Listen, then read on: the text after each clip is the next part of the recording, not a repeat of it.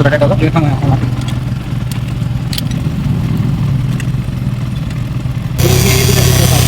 করো দুটা করো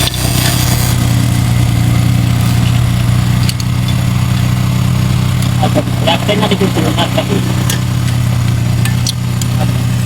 না বলে আলি যে তো গাইস আমরা বাইকটাকে সম্পূর্ণ ওপেন করেছিলাম একটা আওয়াজের জন্য। তো আওয়াজটা আমাদের এখান থেকে হচ্ছিল কিটকিট কিটকিট করে নয়েজ করছিল যখন আমাদের 4000 RPM যাচ্ছিল তখন। তো আপনাদের গাড়িতে যদি এভাবে আওয়াজ করে তো সর্বপ্রথম আপনারা স্টাফ হোল্ডারের 4টা বোল্ট ভালো করে টাইট করে দেখে নেবেন। আমরা টাইট করেছি তবুও কিন্তু প্রবলেমটা সলভ হয়নি। তো এখানে আমরা দুটা করে ওয়াসার দিয়েছি, এখানে দুটা ওয়াসার দিয়েছি, এখানে যেটা ওয়াসার ছিল ওটাই ঠিক আছে। তো ওয়াসার দিয়ে আমাদের এখন কিন্তু কাজটা সাকসেস হয়ে গেছে।